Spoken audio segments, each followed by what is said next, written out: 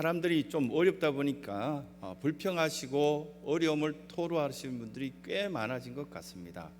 마음도 약해졌지만 실제 이 나라의 정치적인 어떤 모습이나 경제적인 상황이나 다 좋지 않은 것은 누구나가 잘 알고 있습니다. 이때일수록 오히려 하나님께서는 우리에게 뭐라고 말씀하실까? 영적인 길을 열어서 우리가 듣게 된다면 너라도 자신 있게 말하라고, 하나님을 믿는 사람답게 너라도 감사의 표현을 하고 불평하지 않았으면 좋겠다, 이런 어떤 말씀들을 주시는 그 음성을 듣게 됩니다. 너무 많은 어떤 불평을 하다 보면 나중에는 하나님조차도 하시는 일들이 못마땅하신 분들이 꽤 있다는 것을 알게 됩니다. 하나님 하필 왜 이러십니까? 이렇게 이제 기도하게 되고 하나님에 대해서 불평하는 일들이 생길 가능성도 있죠. 어떤 분이 보면은 호두나무 아래에서 이렇게 누워서 잠을 청하다가 산들바람이 불고 봄바람이 불으니까 최근에는 얼마나 좋았습니까? 너무 좋은데, 그런데 이렇게 쳐다보니까 호두나무에 파랗게 열매가 맺히기 시작하는 것들을 보면서 불평하기 시작합니다. 하필 왜 이렇게 내가 좋아하는 호두나무를 하나님, 내 같으면 호박만큼 큰 호두를 만들 텐데 저렇게 쪼만하게 만드셨습니까? 불평이 일어나기 시작하고 이렇게 벌떡 일어나 앉으면서 이렇게 합니다. 내가 하나님이라면 저 호두는 땅콩처럼 바닥에서 이렇게 땅바닥에 주렁주렁 맺히게 만들 건데, 이렇게 이야기했습니다. 그리고 저 이렇게 밭을 이렇게 쑥 둘러보고 밭에 열려지기 시작한 조그마한 어떤 호박들 보면 가을에 되면 엄청나게 커질 저 호박들, 내가 하나님이라면 저 호두나무의 호박이 주렁주렁 맺혀서 멋지게 보이게 할 텐데요. 그럴 때 이렇게 호두가 뚝 떨어져서 자기 머리에 퉁 부딪히더랍니다. 그래서 호두를 이렇게 크게 만들지 않으셨군요. 미안합니다 하나님, 이렇게 이야기했다는 이야기를 들은 적이 있습니다.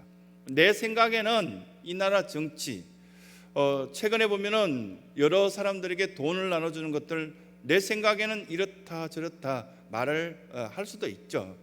그것에 대해서 전문가들의 이야기를 우리가 잘 알지 못하지만 내 생각에 대한 어떤 이야기를 할 가능성이 있지만, 신앙적으로 볼 때 하나님은 우리에게 뭐라고 말씀하실까? 신앙이란 반응과 응답이라는 설교를 몇 주 전에 한 적이 있습니다. 하나님께서 뭐라고 말씀하실 때 아멘이라고 반응하고, 반응한 것을 응답하기 위해서 긍정적으로 움직여가는 그 모습이 있을 때 바로 신앙이 됩니다. 그전에는 이 모든 것들이 미신이죠. 그냥 신앙이 되지 않고 미신적인 어떤 활동에 불과할 가능성이 있다는 겁니다. 그래서 우리는 하나님과 함께 관계를 맺은 다음에 올바른 신앙을 위해서 배우기도 하고 기도하기도 하고 여러 사람과 교제하기도 합니다. 그런데 한번 관계가 맺어지면 이 관계는 끊을 수가 없습니다. 내가 끊을 수가 없는 겁니다. 내가 태어나서 봤을 때 어느 날 이렇게 살펴봤더니 우리 집 가정 환경이 별로 좋지 않습니다. 그런데 드라마에는 잃었던 아들을 찾을 때도 참 많은데 나를 잃어버렸던 그 재벌가의 아버지는 도대체 어디 계시는가, 이렇게 기도할 때도 꽤 있었거든요. 10대 때 보면은 교회 가서 무엇든지 이렇게 기도하는 대로 들어주신다라고 그때 당시 저를 가르치는 집사님이 그렇게 가르치시길래 그날 제 기억으로는 고등학생인데, 하나님, 저를 버린 아버지가 빨리 저를 찾기를 원합니다. 아마도 제 기억으로는 재벌 같은데 제 느낌대로 맞는다면 빨리 제 아버지가 저를 찾았으면 좋겠다. 그렇게 기도해 한 적도 있습니다. 창피스럽지만 그런 어떤 마음들을 갖게 되는 것이 우리의 마음인데, 관계는 아버지와 아들의 어떤 관계와 같습니다. 한번 태어나면 바꿀 수 없는 것이 관계입니다. 단지 교제는 다릅니다. 교제는 아들이 아버지께 좀 잘못한 것이 있을 때 눈치를 살피고 그 친숙도가 낮아집니다. 그리고 잘못된 어떤 것을 잘 알기 때문에 피하고 싶은 것이 교제죠. 그래서 마음 상태를 표현한 것이 교제입니다. 이 관계는 한번 맺어지면 사람으로서는 결코 바꿀 수 없는 것이 관계입니다. 근데 이 교제가 더욱더 친숙해지기 위해서 오늘 주신 말씀에 디모데전서 4장 1절에서 5절까지 말씀해 보면은 하나님께서는 우리에게 감사할 마음을 주셨고 그 감사할 마음을 우리가 잘 활용하게 된다면 말씀과 기도 속에 관계가 더욱더 돈독해지고 교제가 활성화되므로 하나님께서 우리에게 주시고자 하는 그 복들을 마음껏 누릴 수 있다. 이것들을 우리에게 말씀하신 것들을 잘 깨닫게 되는 것입니다. 2002년도에 히딩크라는 사람이, 덴마크 사람이 우리나라의 국가대표팀 축구팀을 감독을 맡게 되자 가장 먼저 테스트를 파주에서 트레이닝 센터에서 선수들을 이렇게 테스트를 했는데 기술도 괜찮고 전술도 괜찮고 멘탈도 괜찮은데 하나가 부족하더랍니다. 그 하나가 뭐냐면 체력이죠. 그래서 그 다음 날부터 다른 훈련을 하지 않고 이른 새벽부터 시작해서 늦은 밤까지 계속 뛰는 연습만 시켰던 것을 여러분 기억날 겁니다. 그러다 보니까 기술이 약간씩 뒤떨어지고 또 이렇게 체력은 좋아지지만 다른 어떤 부분들이 약해진다라는 언론의 방송이 꽤 많이 나갔던 것을 여러분 기억하시는 분들도 있을 겁니다. 그러나 감독은 결정했습니다. 이 체력이 다음 기술과 다음 작전과 다음의 멘탈을 결정한다는 것을 굳게 믿고 이 감독은 그 대표팀들을 단련시키기 위해서 최대한 몇 년 동안 그 한 곳으로 집중하였던 것을 볼 수 있습니다. 결국은 세계가 놀랄 만큼 성적을 거두고 월드컵에서 뛰어난 어떤 성적을 거뒀던 것들을 우리는 알 수 있습니다. 그때 당시의 기록들을 이번 주에 다시 한번 읽어봤습니다. 읽어봤더니 기적이 몇 번이 나타났죠. 그 기적 때마다 선수들이 왜 감독이 우리를 음식을 먹었던 것을 다 토할 정도로 뛰게 만들었던가를 깨달았다는 겁니다. 이런 어떤 전술들 속에서 그 감독은 이 신앙적인 어떤 체질, 이것들을 우리에게 적용할 수밖에 없는 그런 이야기들을 몇 가지 한 것이 있는데, 체력, 선수에게 있어서는 체력이 따르지 않으면 그 다음 기술은 있으나 마나 한다는 것을 이 감독은 잘 알고 있었던 것입니다. 90분 중에 60분은 굉장히 열심히 뛰어다녀야 된다는 그런 기록을 이렇게 해두고 있었는데요, 60분을 뛰고 5초만 쉬면은 몸이 다시금 회복될 수 있을 만큼 체력을 길러야 된다. 그 감독이 주장하였던 내용입니다. 이게 가능할까라고 생각했는데 가능했다고 합니다. 그 정도로 무서울 정도로 체력을 단련시켰더니 많은 사람들이 보면은 그 선수들이 웃으면서 경기를 하고 재밌게 경기하였다라는 그런 이야기를 합니다. 신앙훈련도 마찬가지인 것 같습니다. 오늘 주신 말씀 가운데 보면 말씀과 기도로 신앙적인 어떤 체력이 준비되지 않는다면 지금과 같은 이런 환란이 오고 어려움이 없을 수는 없잖아요. 있습니다. 더 위험한 어떤 파도가 올 수도 있고 더 어려움이 큰 것들이 있을 수도 있습니다. 그때 우리는 그때 당시 어려움을 겪게 될 때 신앙적인 체력을 다시금 회복시키려고 한다면, 준비되지 않는다면 위기상황이 올 거다라는 것들은 다 같이 이렇게 인식할 수 있습니다. 그런데 오늘 말씀 가운데 우리에게 교훈 주시면서 이렇게 해보라고 말씀하신 내용들이 나옵니다. 가장 먼저 하늘의 양식으로 먼저 채워서 준비된 믿음의 사람들이 되었으면 좋겠구나, 그 말씀들을 우리에게 해주고 있습니다. 이 말씀은 에베소서 6장에 가면은 사도 바울이 이 에베소 교회 디모데에게 목회를 맡기고 편지로 통하여서 힘내라고 말씀하실 때 구원의 투구를 쓰고 말씀으로 통하여서 든든히 세워지지 않으면 환난과 역경을 겪게 된단다, 이런 말씀을 끊임없이 해주었던 사도 바울의 그 끈질긴 감독과 같은, 축구 대표팀 감독과 같은 그런 메시지를 전달해 주는 것들을 보게 됩니다. 이 말씀들 속에 우리는 무엇을 먹어야 되며 어떻게 해야 될지 잘 알 수 있습니다.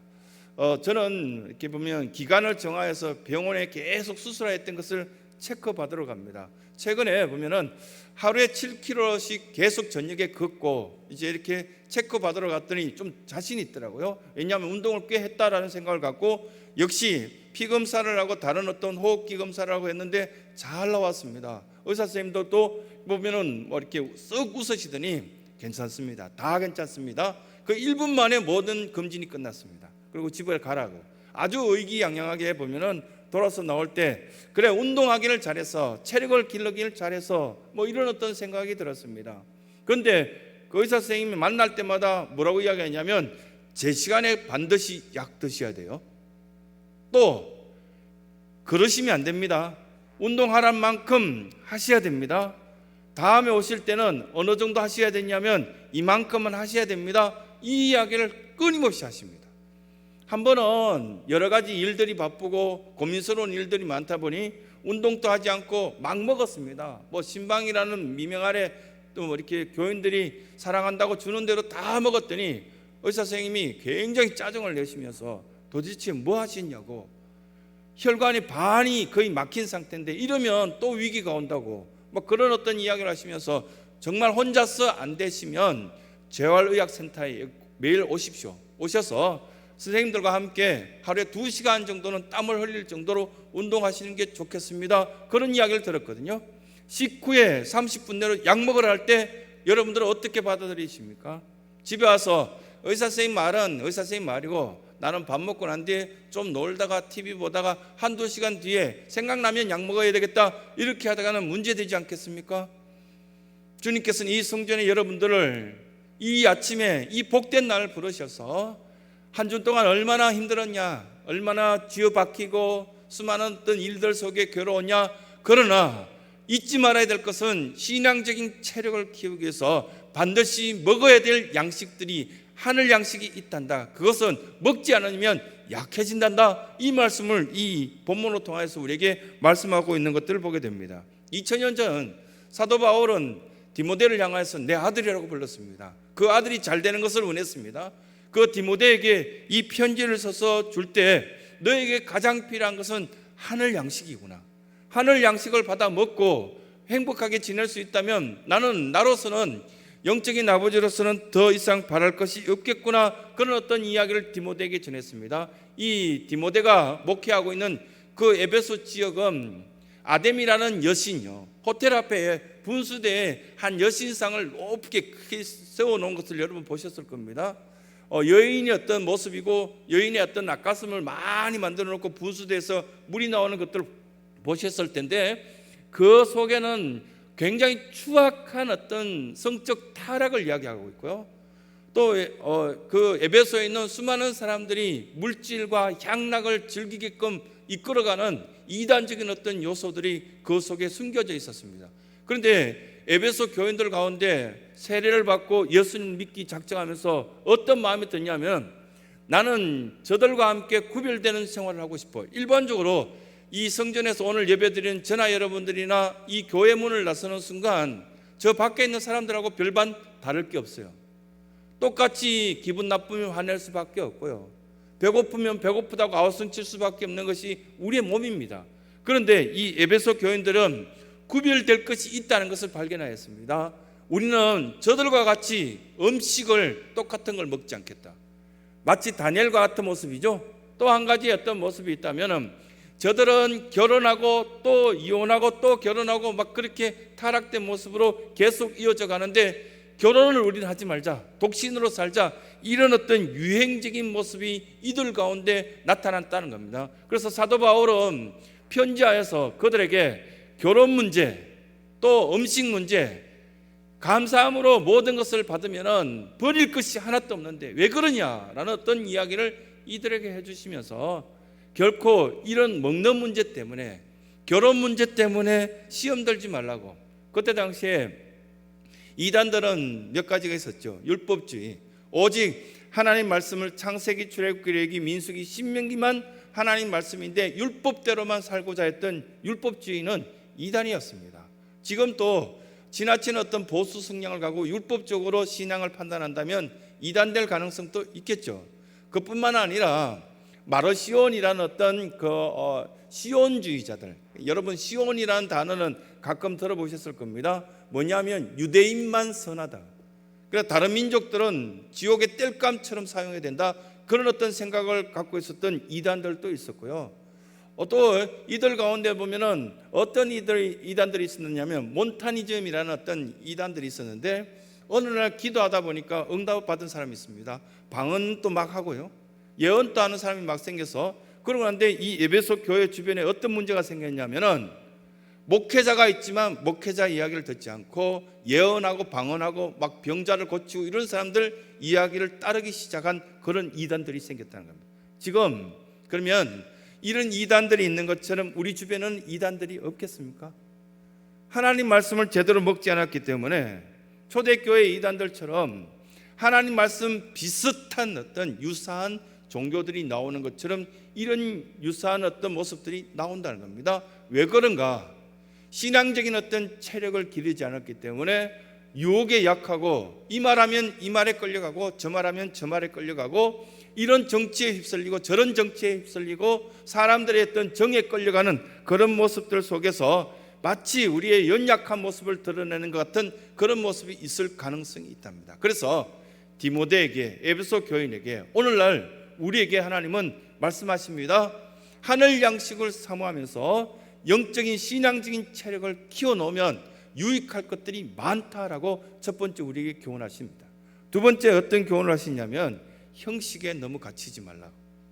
형식에 갇힌 어떤 사람들의 모습들을 보면은 주변의 사람들 먹는 거 피하고 결혼 안 하고 독신으로 산다고 그러니까 더욱 깨끗하고 경건한 것처럼 보이는데요, 이런 이야기를 합니다. 그런데 야고보서 2장 17절에 행함이 없는 믿음은 죽은 믿음이다 라고 이렇게 야고보 사도가 가르친 것처럼 아는 것도 있고 수많은 사람들에게 말은 많이 하는데 왜 저렇게 행함이 없느냐, 그런 문제가 지금이나 그때나 비슷하게 있었다는 겁니다. 신앙에는 대부분 만남에서 이루어집니다.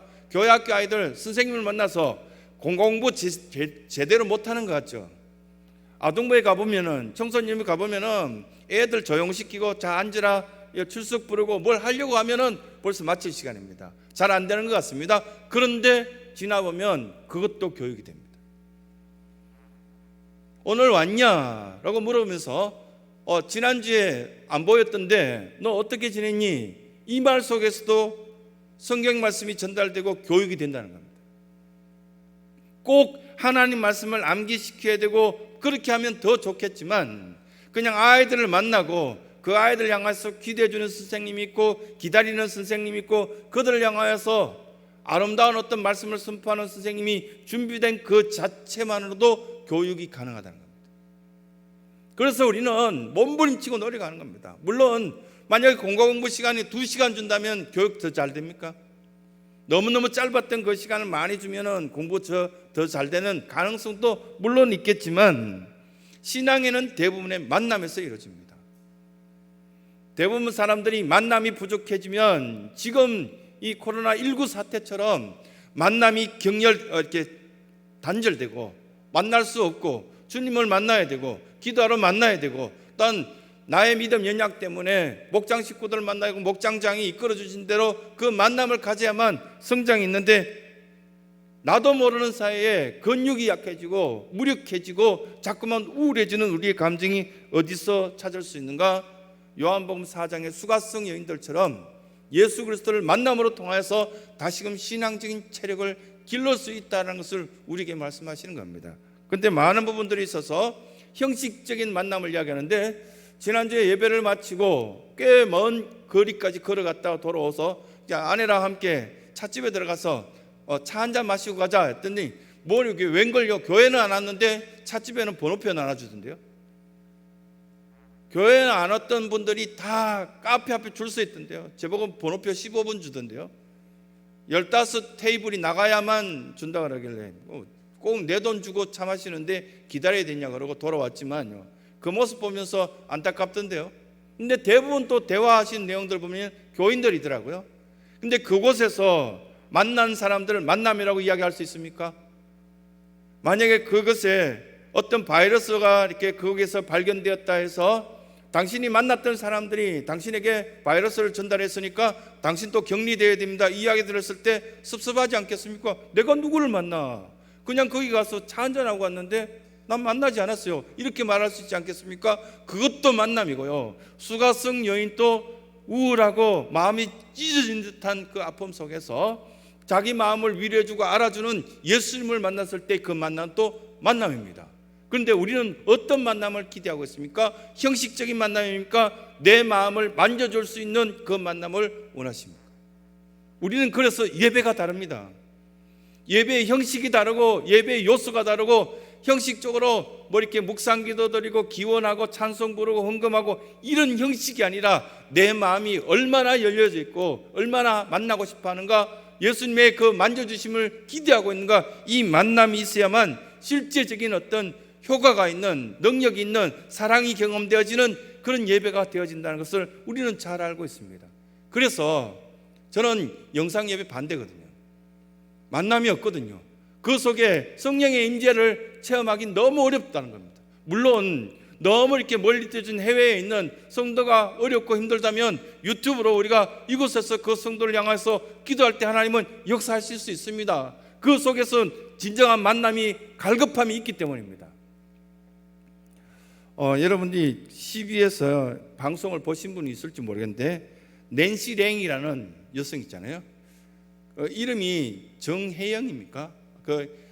뉴욕에서 태어나서 한국의 연예인 생활하고 그 남편과 이혼 문제가 뉴스에 떠들썩한 작년 정도에 아주 떠들썩했죠. 남편이 구타를 하고 아내와 함께 잠자리를 했던 것들을 인터넷에 공개하겠다 그러고 그래서 한동안 난리 났습니다. 그런데 CBS 방송에 왜 이걸 관심을 가졌냐면은 그 여자 연예인, 예쁜 연예인 신앙이 있다고 해서 저는 굉장히 관심이 있었는데 어느 날 보니까 참 좋지 않던 이야기들이 너무 많이 나와서 마음이 아팠습니다. 근데 방송의 주제가 뭐냐면은 다른 종교도 구원이 있는가?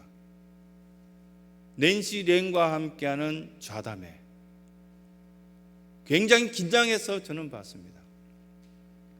그런데 거기에서 여러 패널들이 나와서 교회를 옹호하는 사람들이 막 교회를 반드시 와야 돼요. 심지어는 성당에 다니시는 신부님조차도 자기가 제대로 된 믿음이 없다 할지라도 성경을 해석할 때 하나님 외에는 구원의 방법이 없습니다.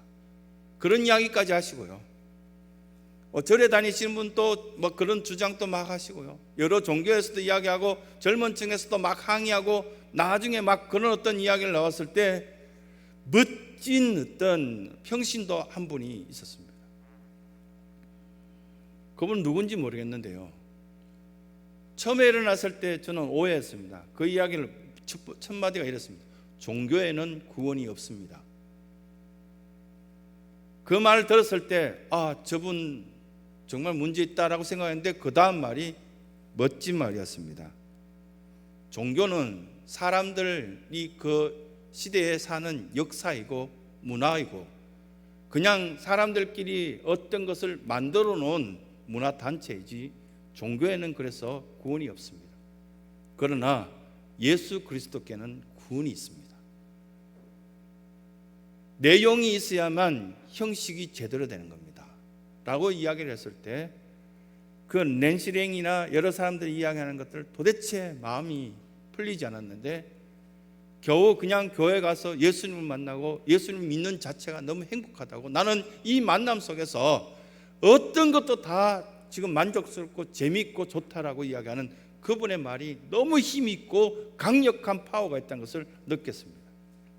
오늘 이 예배를 드리는 이 자리에 있는 모든 사랑하는 성도들이 나는 예수님을 만났더니 나의 신앙적인 어떤 체질이 바뀌었고 체력이 길러져서 나는 예수님 때문에 너무너무 행복해. 그래서 그 어떤 환난이나 핍박이나 공고나 적신이나 이런 어떤 외로움 속에서도 나는 이겨낼 수 있다는 확신을 갖고 있어. 이런 것들이 우리에게 있다면 우리는 살아있는 하나님의 자녀 예수 그리스도의 참된 제자의 모습이라고 저는 그렇게 확신합니다.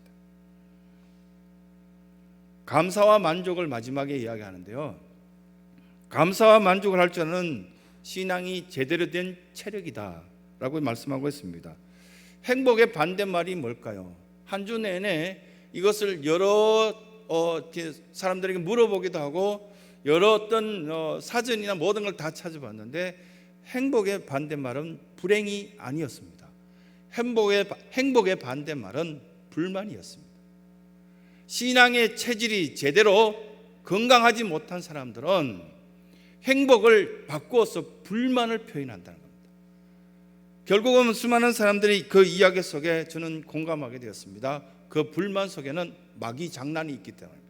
똑같은 것을 보아도 불만스럽게 보고 마귀가 그렇게 볼 수밖에 없는 시선을 주기 때문에 그런 어떤 행복을 바꾸어서 불만스럽게 자기 스스로 자기를 망가뜨리는 그런 10대 아이들처럼 그런 모습을 보게 됩니다. 어제도 10대 아이들 3명이 13살짜리 3명이 남의 차를 이렇게 훔쳐서 타고 이렇게 도망가다가 사고를 낸 장면을 봤죠. 그런데 거기서 한 어른이 뭐라고 이야기했습니까? 뉴스에서 저 아이들이 촉법 범죄자로 처벌을 할 수 없지만 그 차에 부딪혀서 죽어버린 젊은이는 누가 책임지냐고.